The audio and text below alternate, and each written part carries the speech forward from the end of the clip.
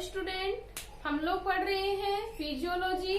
और फिजियोलॉजी की last class में हम लोग पढ़ रहे थे physiology of respiration.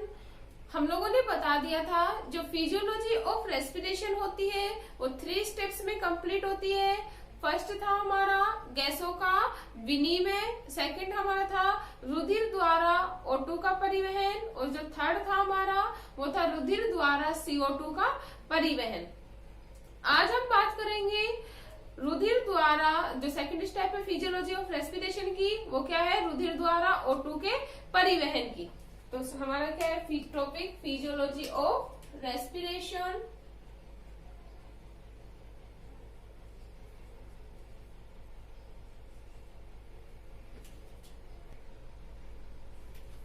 Physiology of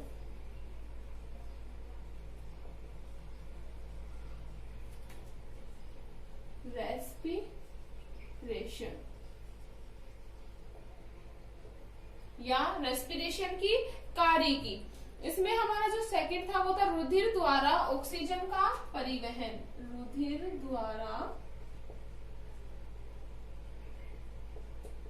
O2 का परिवहन। फर्स्टली हम लोग जान लेते हैं, we all know that student, जो O2 युक्त जो ब्लड होता है या रुधिर होता है वो ऑक्सीजनेटेड ब्लड होता है, या फिर हम बोल सकते हैं वो जो ब्लड होता है वो कैसा ब्लड होता है, प्योर ब्लड या शुद्ध ब्लड होता है। जो प्योर ब्लड होता है हम लोग जानते हैं वो किसके द्वारा सप्लाई होता है, रुधिर में O2 डिसोल्व होकर पूरी बॉडी में क्या कर दी जाती है, सप्लाई कर दी जाती है। अगर हम हम लोग ह्यूमन फिजियोलॉजी पढ़ रहे हैं, अगर हम ह्यूमन की बात करें तो लगभग 100 मिलीलीटर, कितना, 100 मिलीलीटर ब्लड द्वारा लगभग 20 मिलीलीटर, कितना, 20 ml जो O2 होती है वो क्या की जाती है, सप्लाई की जाती है किसमें, बॉडी में।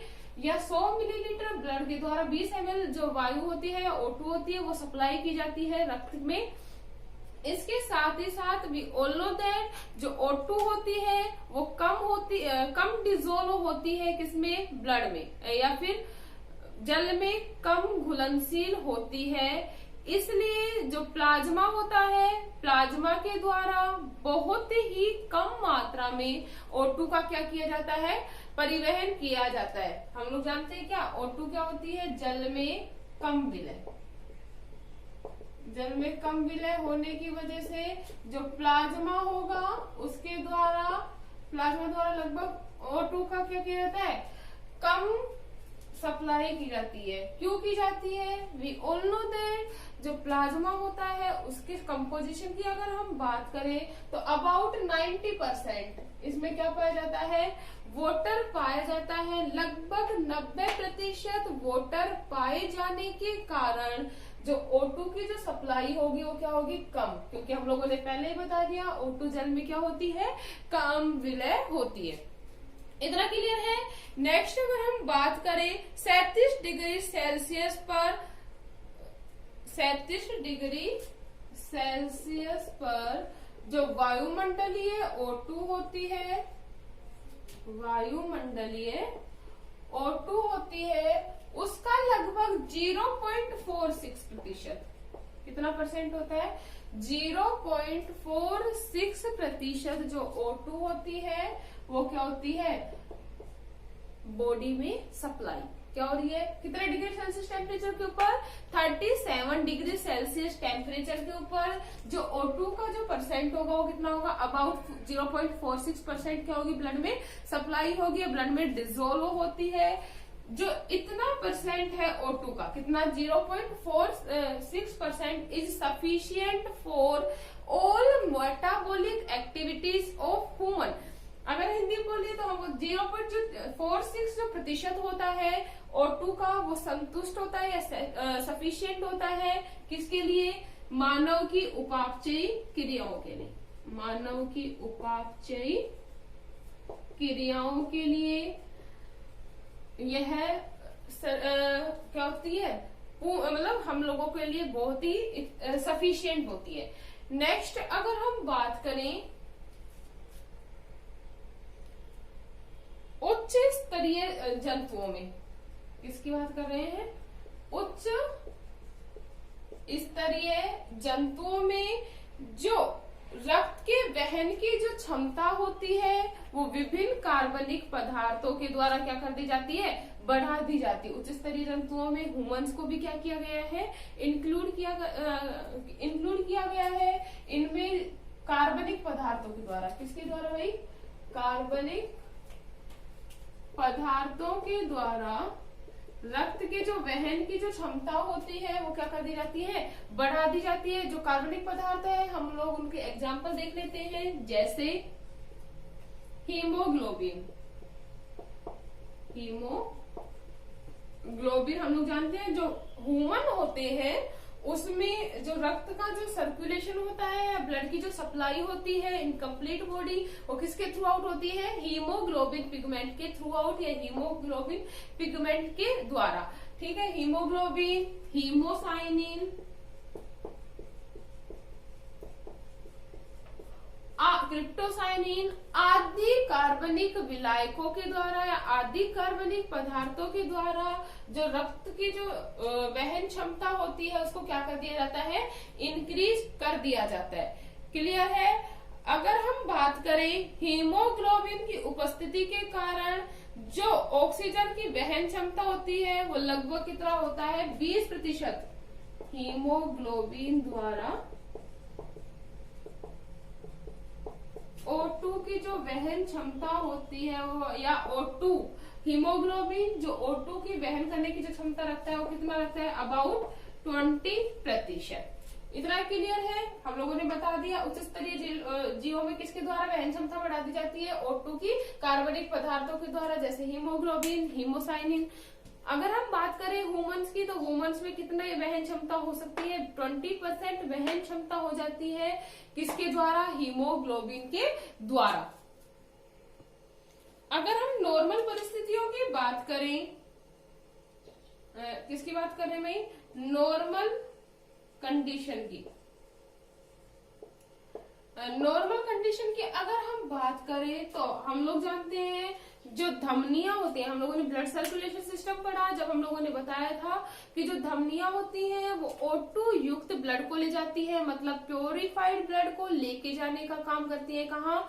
कंप्लीट बॉडी में सप्लाई करती है। जबकि जो वेन्स होती हैं वो नॉन ऑक्सीजनेटेड ब्लड या अनप्योर ब्लड को क्या करती है? लंग्स तक पहुंचाने का क्या करती है? कार्य करती है। अगर हम बात करें नॉर्मल कंडीशन की तो जो नॉर्मल कंडीशन होती है उसमें अबाउट 98%, कितना?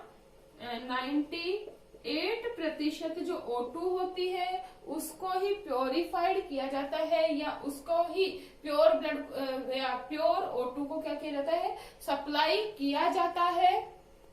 लेकिन पूर्ण रूप से किसके द्वारा? पूर्ण रूप से, मतलब हम लोग बोल सकते हैं 100% O2 की क्या नहीं होती? सप्लाई नहीं की जाती है। किसमें? इन नॉर्मल कंडीशन में। मतलब हम बोल सकते हैं कि जो हीमोग्लोबिन होता है या जो HB प्रोटीन होता है,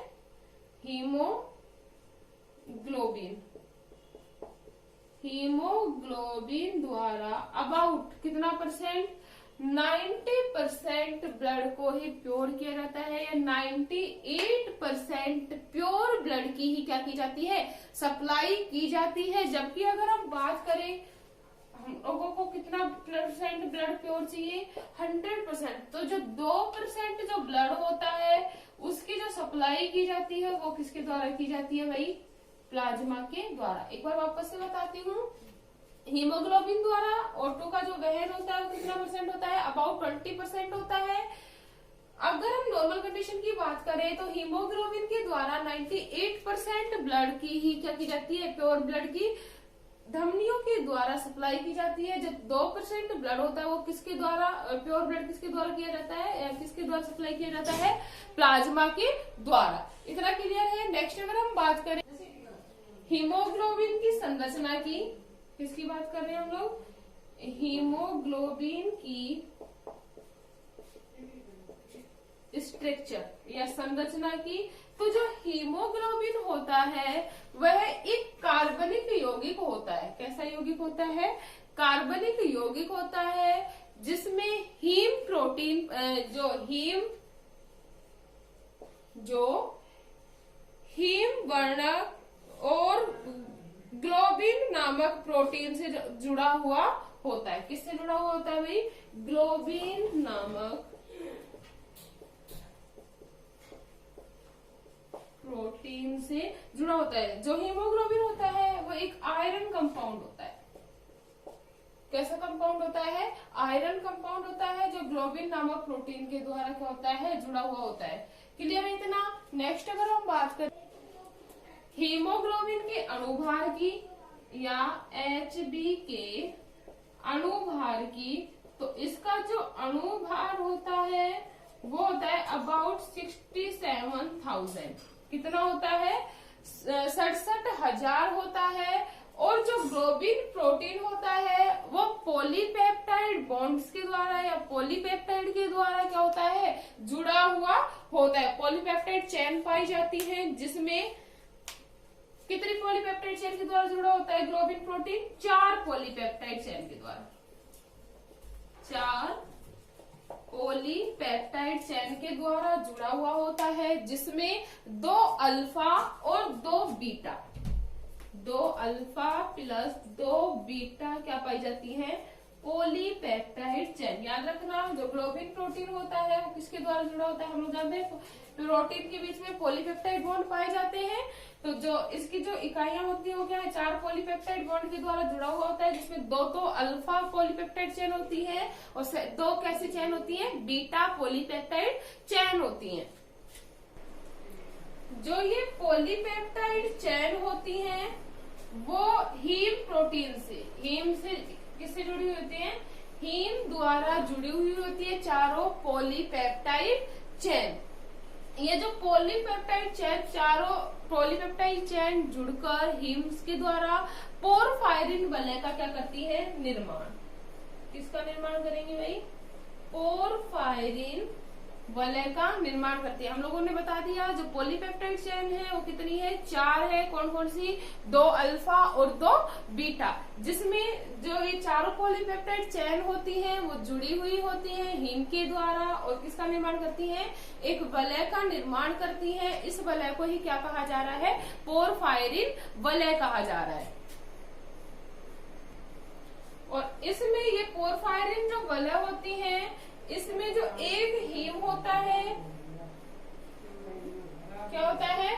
जो एक हीम होता है, या हम इसे बोल सकते हैं एक जो फेरस, हीमोग्लोबिन में क्या पाया जाता है?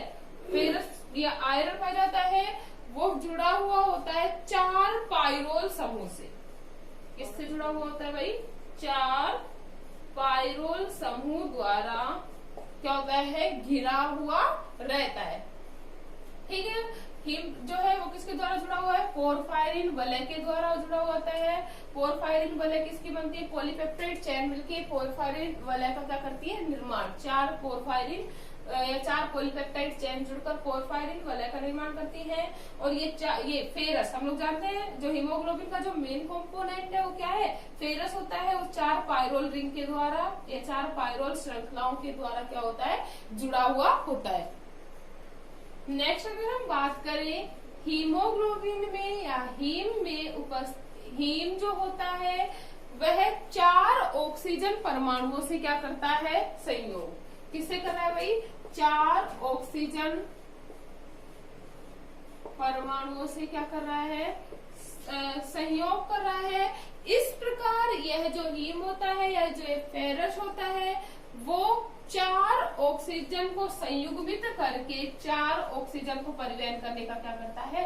4 ऑक्सीजन अणु को परिवहन करने के लिए 4 ऑक्सीजन अणु को परिवहन करने में क्या होता है? सक्षम होता है। क्या होता है? 4 ऑक्सीजन अणुओं को सक्षम परिवहन करने में क्या होता है? सक्षम होता है। तो ये था हमारा रुधिर द्वारा O2 का परिवहन। इतना क्लियर है? वापस से देख लेना, यहाँ से 4 पायरोल रिंग के द्वारा फेरस अणु जुड़ा हुआ होता है। हीमोग्लोबिन होता है वो कितने ऑक्सीजन परमाणु से जुड़ा होता है, 4 ऑक्सीजन परमाणु से। इस प्रकार यह 4 ऑक्सीजन परमाणुओं से संयुग्मित होकर 4 ऑक्सीजन परमाणुओं को परिवहन करने के लिए क्या होता है, सक्षम होता है। तो ये था हमारा क्या, रुधिर द्वारा O2 का परिवहन। क्लियर है।